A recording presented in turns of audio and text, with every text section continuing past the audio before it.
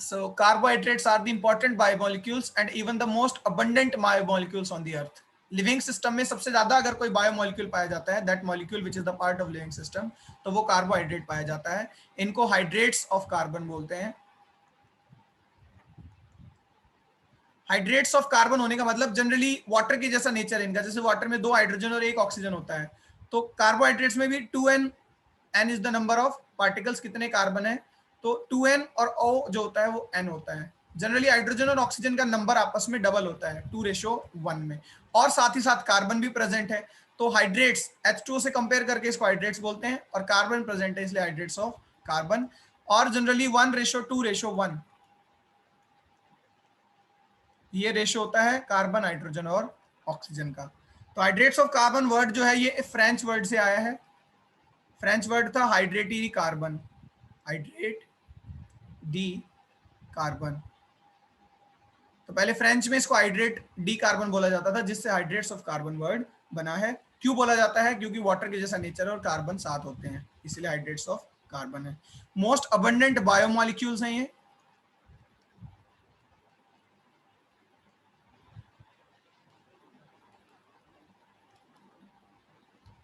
देखिए कोई भी लिविंग ऑर्गेनिज्म हो, चाहे बैक्टीरिया हो, चाहे फंगस हो, चाहे एनिमल हो, चाहे प्लांट हो, ठीक है, उनके अंदर कार्बोहाइड्रेट्स ही सबसे ज्यादा होते हैं. एक तो अल्टीमेटली जो फूड सोर्स है दैट इज ग्लूकोज. फोटोसिंथेसिस का जो प्रोडक्ट है दैट इज ग्लूकोज. यही रियल जो है सर्वस्व है पूरी दुनिया के लिए. एक्चुअली में गॉड ग्लूकोज ही है, यानी कार्बन है जो ग्लूकोज के अंदर है, क्योंकि सारी चीजें इसी ग्लूकोज से सिंथेसाइज हुई हैं. अगर ग्लूकोज नहीं बना होता तो लिपिड नहीं बनते, या प्रोटीन या अमाइनो एसिड्स नहीं बनते डिफरेंट, जो किसी भी लिविंग ऑर्गेनिज्म के अंदर है. तो सारे के सारे साइकिल को चलाने के लिए अर्थ पर लिविंग सिस्टम के, this glucose is very important. हर एक ऑर्गेनिज्म एक पर्टिकुलर इकोसिस्टम में रहता है. उस इकोसिस्टम में प्रोड्यूसर्स जो होते हैं वो प्लांट होते हैं, चाहे वो एक ओशन इकोसिस्टम हो जहां प्रोड्यूसर्स क्या है, एल्गी हैं. तो ग्लूकोज ही जो है सबसे ज्यादा पाया जाता है और इसी से बाकी सारी चीजें बनती हैं, इसीलिए मोस्ट अबंडेंट कहलाते हैं. उसके अलावा सेल वॉल में चाहे फंगस हो, सेल वॉल काइटिन की बनी है. तो काइटिन एक पॉलीसेकेराइड है जिसमें बहुत सारे ग्लूकोसा अमाइन, एन एसिटाइल ग्लूकोसा अमाइन. देखिए एक शुगर होती है सिंपल शुगर, एक शुगर की मॉडिफाइड फॉर्म होती है जिसमें अमाइन ग्रुप हो सकता है या एसिटाइल अमाइन ग्रुप हो सकता है, जिसको NAG कहते हैं, एन एसिटाइल ग्लूकोसा अमाइन. कहने का मतलब है कि कोई भी जो सेल वॉल है, चाहे वो काइटिन की हो चाहे सेलुलोज की हो, सेलुलोज में खुद ग्लूकोज होते हैं, इन्हीं से मिलकर बनी है. उसके अलावा स्टोरेज फॉर्म, कार्बोहाइड्रेट स्टोरेज भी होते हैं, जैसे स्टार्च, उसमें भी कार्बोहाइड्रेट्स हैं. स्टार्च भी कार्बोहाइड्रेट, ग्लूकोज है. ग्लाइकोजन अगर एनिमल्स की बात करें तो उसमें भी कार्बोहाइड्रेट्स हैं. उसके अलावा प्लाज्मा मेम्ब्रेन, प्लाज्मा मेम्ब्रेन पर भी कार्बोहाइड्रेट होते हैं, ठीक है, प्रोटीन भी है, फॉस्फोलिपिड है, उसके अलावा कार्बोहाइड्रेट भी है. ये फूड सोर्स हो गया.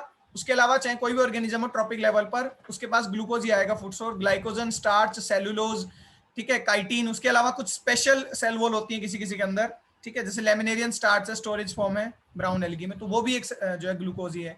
प्लाज्मा मेम्ब्रेन में भी कार्बोहाइड्रेट्स होते हैं, हालांकि सिंपल कार्बोहाइड्रेट नहीं होते, मॉडिफाइड होते हैं, बट स्टिल वहां भी प्रेजेंट है. माइटोकॉन्ड्रिया के अंदर भी कार्बोहाइड्रेट्स हैं बहुत सारे, ठीक है, डायरेक्ट मैट्रिक्स में भी प्रेजेंट होते हैं. इसी तरह से क्लोरोप्लास्ट में तो है ही ग्लूकोज, और साइटोप्लाज्म में भी बहुत सारे कार्बोहाइड्रेट्स प्रेजेंट होते हैं जो प्रोटीन्स का हिस्सा हो सकते हैं, जिनको हम ग्लाइकोप्रोटीन्स कहते हैं, या लिपिड्स का भी हिस्सा हो सकते हैं जिनको हम ग्लाइकोलिपिड्स कहते हैं. So over and all the most abundant biomolecules on the earth are carbohydrates. So far I have discussed these are the hydrates of carbon. I have also discussed the ratio. The carbon, hydrogen and oxygen ratio is 1:2:1, and they are most abundant on the most abundant biomolecules.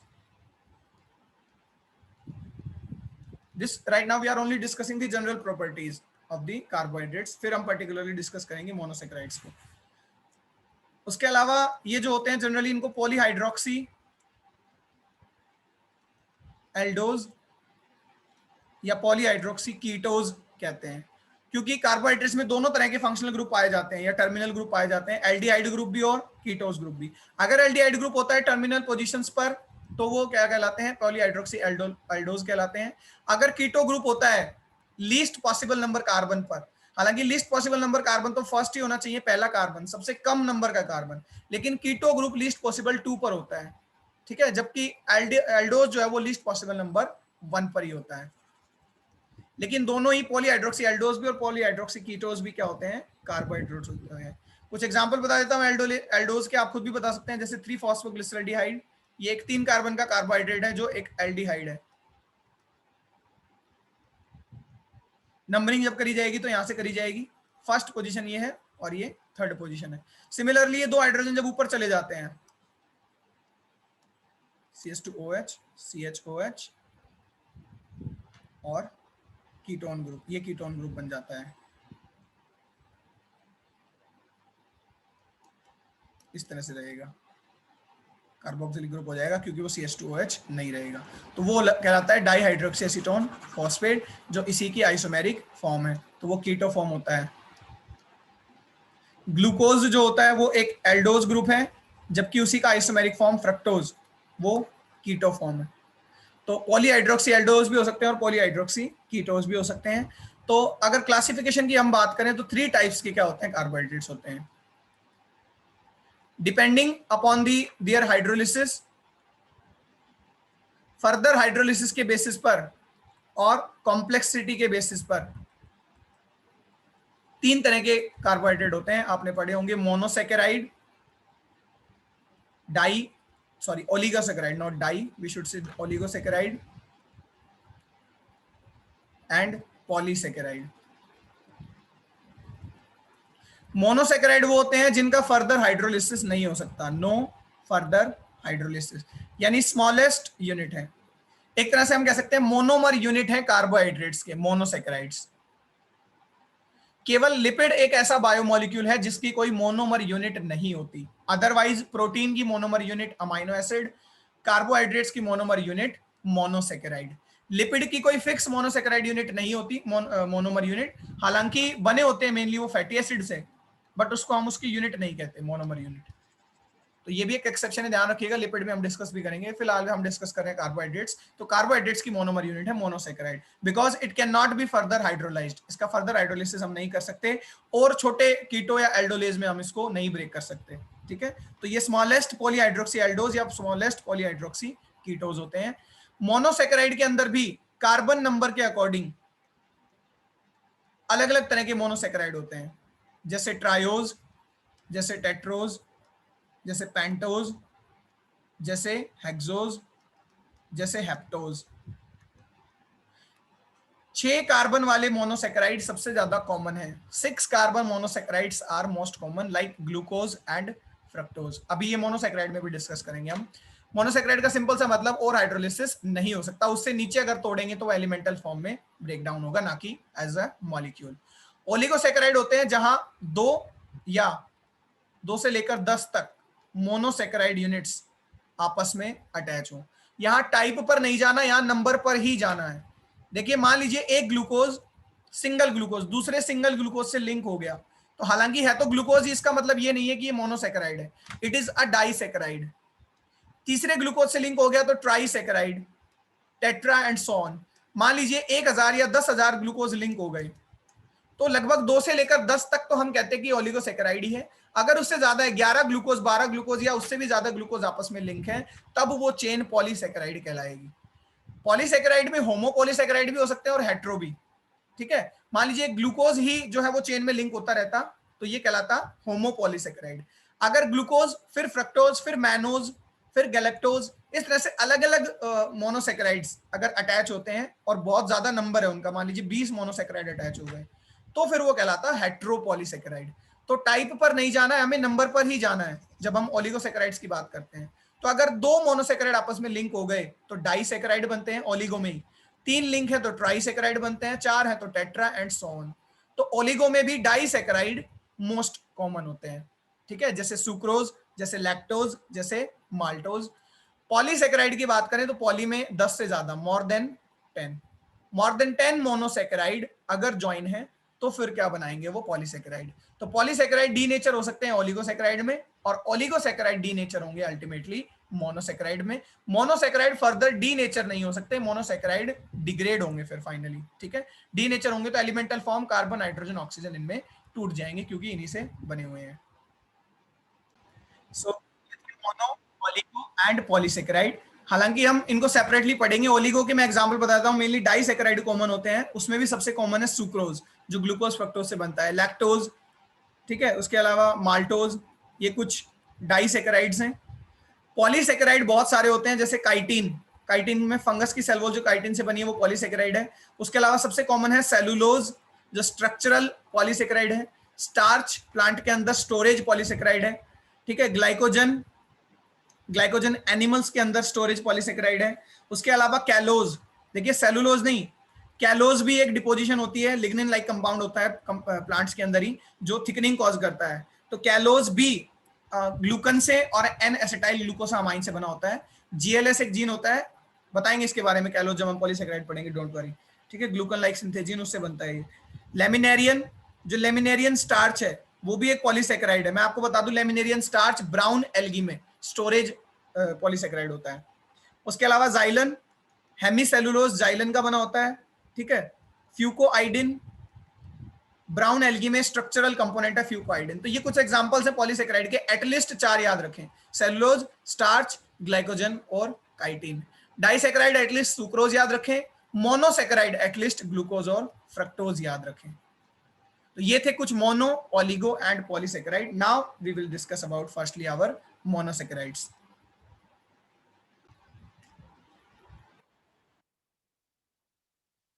So right now we will discuss the monosaccharides. हालांकि syllabus में specify नहीं किया है, वहां specify किया हुआ है कि इंपॉर्टेंट प्रॉपर्टीज पढ़नी है मोनो, डाई और पॉलीसैकेराइड की, और सिंथेसिस पढ़ना है स्टार्च का, सुक्रोज का और सेलुलोज का। तो उनको तो बहुत डिटेल में भी हम पढ़ेंगे, बट यहाँ भी जनरल कैरेक्टर जितने आ सकते हैं कहीं भी, कोई किसी कॉम्पिटेटिव एग्जाम में या आपके भी, वो हम जरूर डिस्कस करेंगे। नॉलेज सारी होनी चाहिए, उसको कंपाइल करके आप लिखते हैं कितना है, ये आपके जजमेंट पर डिपेंड करता है। तो ये सिंपलेस्ट कार्बोहाइड्रेट होते हैं बेटे। सिंपलेस्ट इसलिए है क्योंकि इससे नीचे अगर आप इसको हाइड्रोलाइज करेंगे तो वो एलिमेंटल फॉर्म में ब्रेक डाउन होगा, ना कि किसी मोनोसैकेराइड फॉर्म में। डाई को तोड़ेंगे तो वो मोनो बन सकते थे, लेकिन मोनो को फर्दर ब्रेक डाउन नहीं किया जा सकता। ये बिल्डिंग ब्लॉक होते हैं कार्बोहाइड्रेट्स के। बड़े बड़े कार्बोहाइड्रेट जो ऑर्गेनिजम्स को फॉर्म करने में मदद करते हैं, जैसे सेलुलोज नहीं होता मान लीजिए, या हेमिसेलुलोज नहीं होता, तो सेल वॉल नहीं बनती प्लांट्स की, और अल्टीमेटली प्लांट सेल नहीं बनती, और प्लांट नहीं होते, प्लांट नहीं होते, हम नहीं होते, हम नहीं होते तो सब नहीं होते। सो सबसे जरूरी है बिल्डिंग ब्लॉक है ये कार्बोहाइड्रेट्स का। ये कंसिस्ट होते हैं पॉलीहाइड्रोक्सी, एल्डोज या कीटोज के, ठीक है। ये हम पहले भी डिस्कस कर चुके हैं। फर्दर हाइड्रोलाइज नहीं किए जा सकते।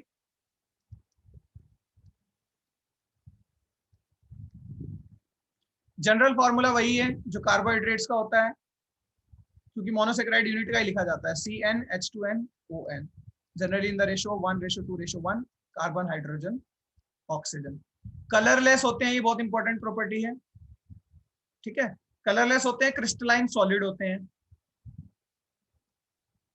एकदम क्रिस्टल लाइक सॉलिड है, कोई अमोर्फस नेचर नहीं है इनका, ठीक है। सॉल्यूबल होते हैं वाटर में, लिपिड से उल्टा है, लिपिड सॉल्यूबल नहीं होते वाटर में, सॉल्यूबल इन वाटर, और नॉन सॉल्यूबल होते हैं नॉन पोलर सॉल्वेंट्स में। जबकि लिपिड जो होते हैं वो नॉन पोलर सॉल्वेंट, जैसे ईथर, जैसे बेंजीन, जैसे क्लोरोफॉर्म, इन सब के अंदर वो तो सॉल्यूबल होते हैं लिपिड, बट ये नॉन सॉल्यूबल है। लिपिड वाटर के अंदर इनसॉल्यूबल होता है या पुअरली सॉल्यूबल होता है, जबकि ग्लूकोज जो कार्बोहाइड्रेट्स हैं वो सॉल्यूबल है वाटर में। इनको शुगर्स भी कहते हैं, ठीक है, क्योंकि टेस्ट इनका स्वीट होता है इसलिए शुगर कहते हैं। और जो मोनोसैकेराइड जनरली वही शुगर होते हैं, ऑलिगो या पॉलीसैकेराइड शुगर्स नहीं होते। रिड्यूसिंग नेचर होता है इनका, ये एज ए रिड्यूसिंग एजेंट काम करते हैं।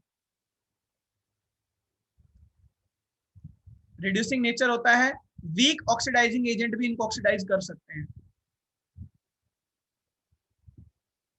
जैसे टॉलेंस रिएजेंट होता है, ठीक है। फाइलिंग सॉल्यूशन या बेनेडिक्ट इक्वेशन जो होती है, बेनेडिक्ट सॉल्यूशन, उससे डिटेक्ट किया जाता है इनके रिड्यूसिंग पावर को। तो ये रिड्यूसिंग नेचर के होते हैं शुगर्स जो होते हैं पर्टिकुलरली, यानी मोनोसैकेराइड्स। डाइसैकेराइड या ओलिगोसैकेराइड या पॉलीसैकेराइड बहुत रेयरली रिड्यूसिंग हो सकते हैं, जनरली होते ही नहीं, ठीक है। मोनोसैकेराइड जो है वो रिड्यूसिंग होते हैं। तो वीक ऑक्सीडाइजिंग एजेंट जैसे टॉलेंस एजेंट, ये भी इनको ऑक्सीडाइज कर सकते हैं। और रिड्यूसिंग होने का मेन जो कारण है वो है पोटेंशियल एल्डिहाइड या कीटोन ग्रुप प्रेजेंट होना, इसकी वजह से ये एक्टिव होते हैं या ये रिड्यूसिंग होते हैं। तो एल्डिहाइड जनरली लाई करता है कार्बन नंबर 1 पर, ये मैंने पहले भी बताया था। और कीटोन ग्रुप जो लाई करता है वो लाई करता है कार्बन नंबर 2 पर। तो रिड्यूसिंग सेंटर जो होंगे, कंसर्न रिड्यूसिंग सेंटर, वो एल्डोज में तो कार्बन नंबर 1 पर होंगे जैसे ग्लूकोज में, और फ्रक्टोज जैसे तो कीटो में कार्बन नंबर 2 पर होगा रिड्यूसिंग सेंटर। ठीक है।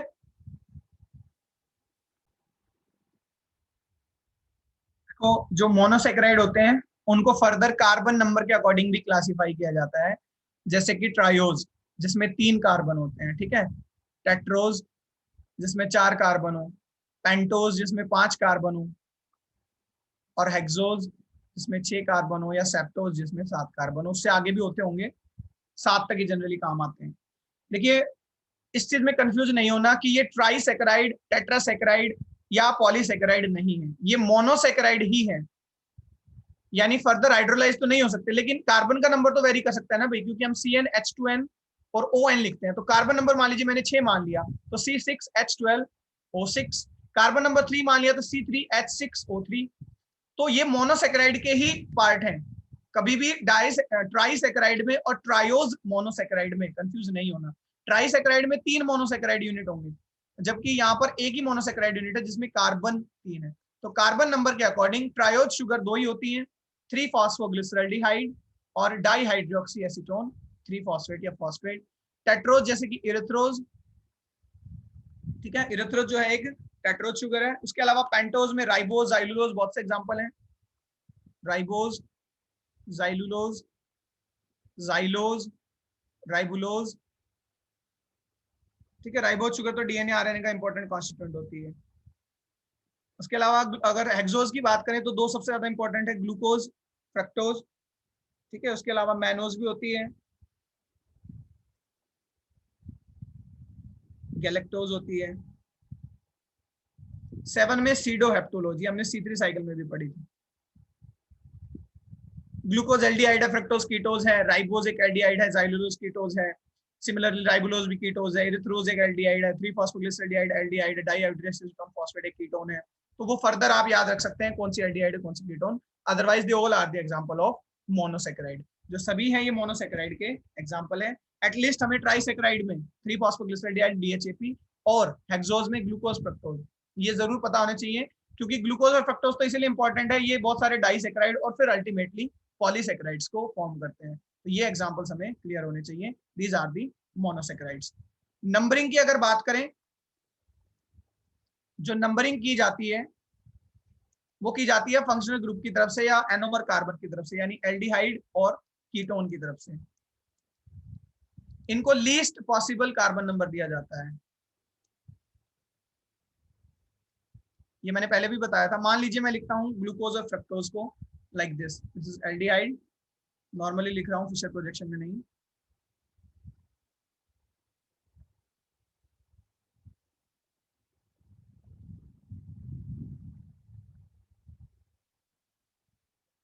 मेरा H थोड़ा N लगता है, आई होप आप कर लेंगे मैनेज। देखिए अब हम नंबरिंग कहां से करें, कौन से कार्बन को फर्स्ट माने, 6 कार्बन है टोटल। तो नंबरिंग के लिए लीस्ट पॉसिबल नंबर जो है इधर ग्रुप्स को दिया जाता है। जैसे एल्डोज है तो एल्डिहाइड, कीटो है तो कीटोन है, तो यहां से 1 2 3 4 5 6। जो एल्डोज होते हैं, हेक्सो एल्डोज बोल सकते हैं इसको, 6 कार्बन है, उसमें इधर से नंबरिंग करेंगे 1। ये वैसे एक बहुत बेसिक रूल है, आप तो केमिस्ट्री के स्टूडेंट, आपको पता भी होगा अच्छी तरह से। इसी तरह से कीटो अगर है, जैसे CH2OH, C double bond O, CHOH similarly, फिर CHOH,